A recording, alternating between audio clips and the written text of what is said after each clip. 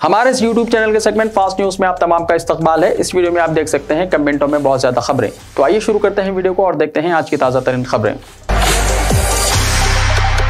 TRS के अरकान parliament ने सदर जमहूरिया की तकरीर का बाइकाट किया। टीआरएस के अरकान पार्लियामेंट ने सदर जमहूरिया की तकरीर का बाइकाट किया। तेलंगाना से इम्तियाज का इल्जाम लगाते हुए रियासत की हुक्मरान जमात टीआरएस के अरकान ने आज पार्लियामेंट के बजट सेशन के पहले दिन सदर जमहूरिया रामनाथ कोविंद की तकरीर का बाइकाट किया। टीआरएस के अरकान पार्लियामेंट ने एहतियाती पार्लियामेंट में गांधी जी के मुजस्समे के सामने प्ले कार्ड्स के साथ एहतजाज किया। उन्होंने इल्जाम लगाया कि तेलंगाना के साथ नाइंसाफी की जा रही है, जिसको बर्दाश्त नहीं किया जाएगा। उन्होंने मरकज से रियासत को वाजिबुल अदा फंड्स और तेलंगाना की तश्कील के मौके पर मरकज की जानिब से किए गए वादों की तकमील पर भी जोर दिया। रियासत में स्कूलों की कुशादगी के फैसले के साथ ही तमाम स्कूलों बिलखुसूस सरकारी और प्राइवेट स्कूलों में सफाई का अमल शुरू किया जा चुका है और 1 फरवरी से स्कूलों में बाज़ाब्ता क्लासेस के आगाज के पेश नज़र स्कूल इंतजामिया की जानिब से औलिया तलबा और सरपरस्तों को मुतल्ला किया जाने लगा है।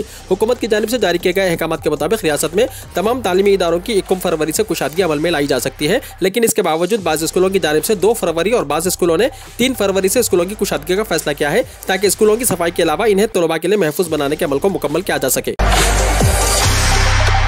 कमसिन की शिकायत, केटीआर की फौरी कार्रवाई। यूं तो शहर में बल्दी मसाइल की कोई हद नहीं, लेकिन बस औकात एक कमसिन की शिकायत भी हुकूमत पर असरअंदाज साबित होती है। सिकंदराबाद के बौद्धनगर से ताल्लुक रखने वाले दूसरी जमात के तालिब इल्म कार्तिकिया ने अपने हाथ से केटीआर को शिकायत लिखी। एक ट्विटर ने इस तहरीर को ट्वीट करते हुए वजीर बल्दी नज़्म व नस्क केटीआर की तवज्जो मबजूल कराई। कमसिन लड़के ने घर के करीब फुटपाथ पर काम अंजाम न देने और कचरा और मलबा अधूरा छोड़ देने की शिकायत की। केटीआर ने इस ट्वीट पर फौरी कार्रवाई करते हुए जोनल कमिश्नर सिकंदराबाद को शख्सी तौर पर दौरा करते हुए शिकायत कुरिंदे के साथ तस्वीर रवाना करने की हिदायत दी। जोनल कमिश्नर श्रीनिवास रेड्डी और दीगर ओहदेदार फौरी कार्तिकिया के मकान पहुंचे और शिकायत का जायजा लिया। उन्होंने फुटपाथ पर काम फौरी शुरू करने का तयक़ुन देते हुए लड़के के साथ तस्वीर खिंचवाई, जो ट्विटर के जरिए केटीआर को रवाना की गई।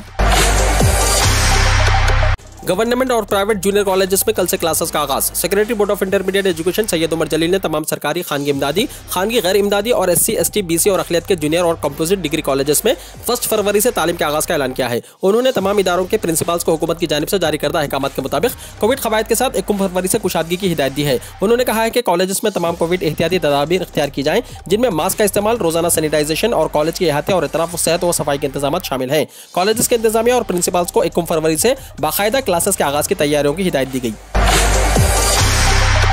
ओमिक्रॉन में कमी, डेल्टा के मुतासरीन में इजाफे का रुझान, सांस लेने में तकलीफ और खून गाढ़ा होने की शिकायत, दवाखानों में दाखिला भी बढ़ रहा है। कोरोना की अक़साम और ओमिक्रॉन मरीजों की शरीक दवाखाना करने की जरूरत न पड़ने और मामूली अलामत पर मौसर इलाज के दौरान अचानक कोरोना की पुरानी किस्म डेल्टा के मरीजों की तादाद में इजाफा हो रहा है और सांस लेने में तकलीफ, खून के मुंजमद होने की शिकायत बढ़ने लगी है, जिसकी वजह से मरीजों को शरीक दवाखाना किया जाने लगा है। तेलंगाना में किस्म ओमिक्रॉन मरीजों की तादाद 93% से तजावुज कर जाने के बाद ये कहा जा रहा था कि अब डेल्टा खत्म होने के करीब है, लेकिन 26 जनवरी के बाद से अचानक डेल्टा मरीजों की तादाद में इजाफा हो रहा है और वो शरीक दवाखाना हो रहे हैं।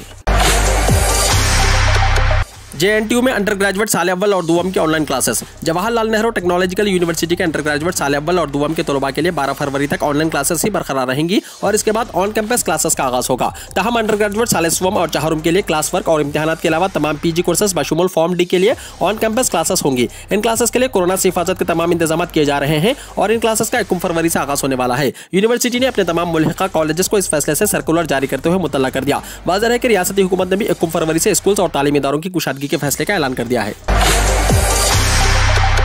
तेलंगाना के वजीर की इंसान दोस्ती, जख्मी शख्स को अस्पताल पहुंचाया। तेलंगाना के वजीर अखिलेती बहबूद के ईश्वर ने इंसानी हमदर्दी का मुजाहरा करते हुए सड़क हादसे के सबब सड़क पर पड़े जख्मी शख्स को अस्पताल पहुंचाने का काम किया। तफसीलात के मुताबिक पेद्दापल्ली जिले के धर्मापुरम मंडल के दौरे के बाद वजीर मौसूफ कल शब करीमनगर जिले को वापस हो रहे थे कि कोलंबी कुंटा देहात के हुदूद में बाइक को नामालूम गाड़ी की टक्कर के बाद एक शख्स जख्मी हालत में पड़ा था। उन्होंने इस शख्स को देखा, जिसकी फौरी बात उन्होंने अपनी कारों के काफिले को रुकाया और फौरी तौर पर कार से नीचे उतर गए।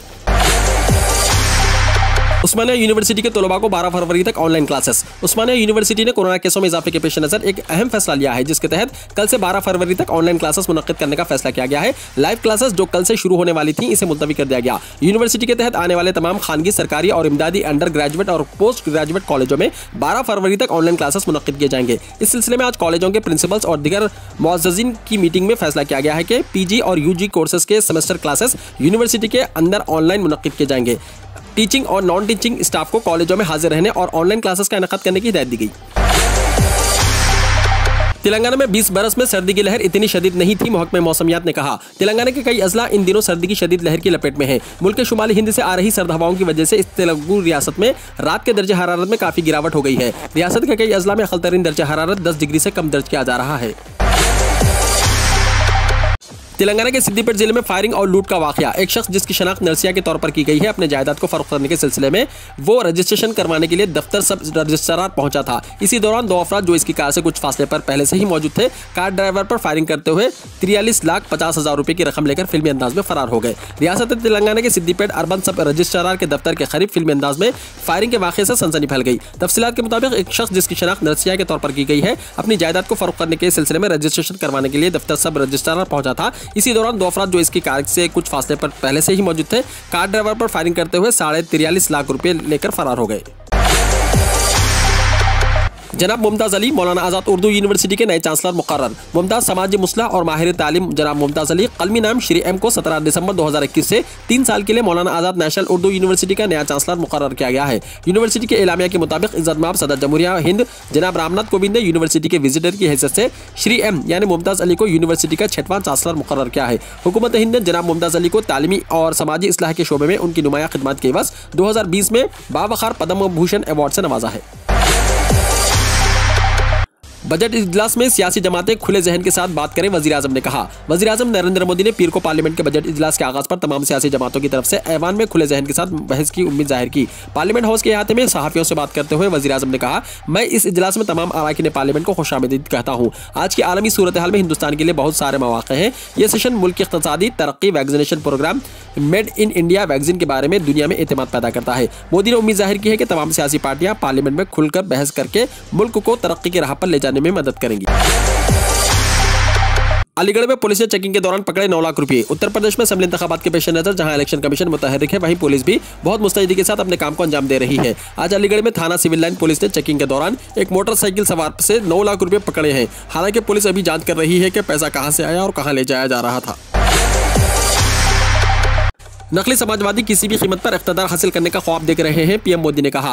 वजीर आजम नरेंद्र मोदी ने लॉ एंड ऑर्डर को लेकर गुज़िश्ता हुकूमत के सख्त अल्फाज में तनकीद की। उन्होंने कहा कि भारतीय जनता पार्टी के दौरे हुकूमत में किसानों, मजदूरों, ताजरों और खवातीन को तहफ़्फ़ुज़ और इज्जत मिल रही है। उन्होंने कहा कि यूपी के राय दहिंदगान इन लोगों से होशियार रहें जो फसाद पसंदाना ज़हनियत रखते हैं और वो पुराने दिनों में वापस नहीं जाना चाहते। उन्होंने बीजेपी को पिछली बार से ज्यादा वोटों से जिताने का फैसला किया है। केजरीवाल ने किसानों को मुआवजे की रकम का चेक सौंपा। दिल्ली के वज़ीर आला अरविंद केजरीवाल ने बेमौसम बारिश से खराब हुई फसलों के नुकसान की तलाफी के लिए आज किसानों को मुआवजे की रकम का चेक सौंपा है। मिस्टर केजरीवाल ने गुज़िश्ता बरस अक्टूबर के महीने में बेमौसम बारिश के सबब खराब हुई फसलों के लिए आज किसानों को मुआवजा का चेक तकसीम किया। इस दौरान किसानों ने मिस्टर केजरीवाल को पगड़ी बांधकर एजाज से नवाजा।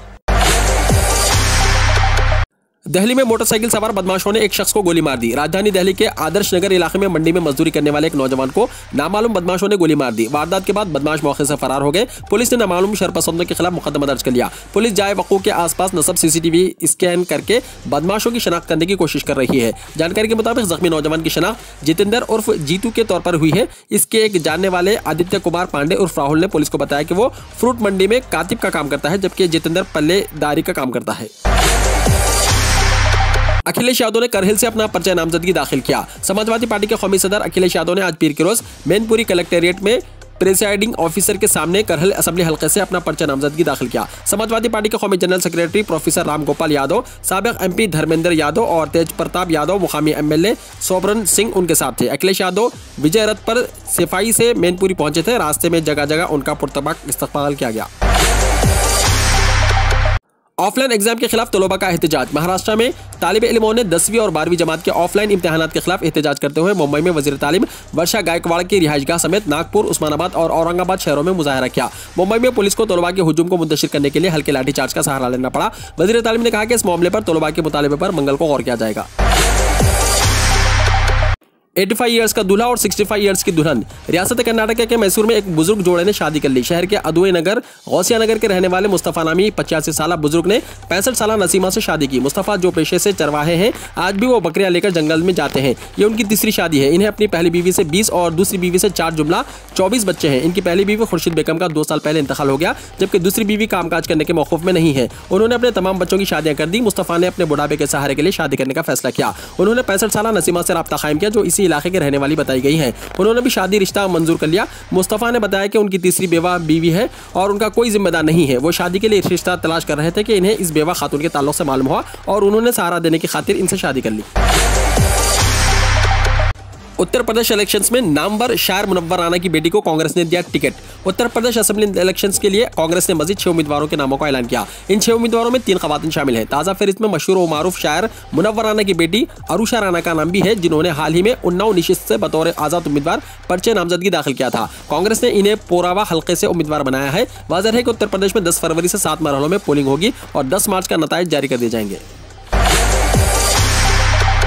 हज फॉर्म दाखिल करने की आखिरी तारीख बढ़ा दी गई है। आज़मीन हज के लिए खुशखबरी। मरकजी हज कमेटी ने हज दरख्वास्त फॉर्म दाखिल करने की तारीख में 15 दिन की तौसीह कर दी है। मरकजी हज कमेटी के चीफ एग्जीक्यूटिव ऑफिसर याकूब शेख ने बताया कि 31 जनवरी हज दरख्वास्त फॉर्म दाखिल करने की आखिरी तारीख थी, लेकिन आज़मीन हज को मजीद सहूलियात फराहम करने के लिए दरख्वास्त फॉर्म भरने की आखिरी तारीख में 15 रोज की तौसीह कर दी गई है। अब आज़मीन हज 15 फरवरी तक दरख्वास्त फॉर्म भर सकते हैं। इस सिलसिले में एक सर्कुलर जारी करते हुए तमाम रियासती हज कमेटियों को दरख्वास्त फॉर्म दाखिल करने की तारीख में तौसीह की इत्तला दे दी गई। अमेरिका में बर्फानी तूफान से लाखों अफराद हुए मुतासिर। यूरोप और अमेरिका में बर्फानी तूफान एक मसला बन चुका है। इसकी वजह से करोड़ों लोग मुतासिर हुए हैं। कई ममालिक में बिजली की सप्लाई ताअत्तुल का शिकार है। बड़ी तादाद में मकानात और गाड़ियों को नुकसान पहुंचा है। इस बर्फानी तूफान को मुल्क का नाम दिया गया है। वीडियो को लाइक शेयर कीजिए और हमारे इस YouTube चैनल को सब्सक्राइब करते हुए इसके बेल आइकॉन को भी प्रेस कर लीजिए, ताकि ऐसी ही ताज़ा तरीन खबरें आइंदा भी आपको मिलती रहें।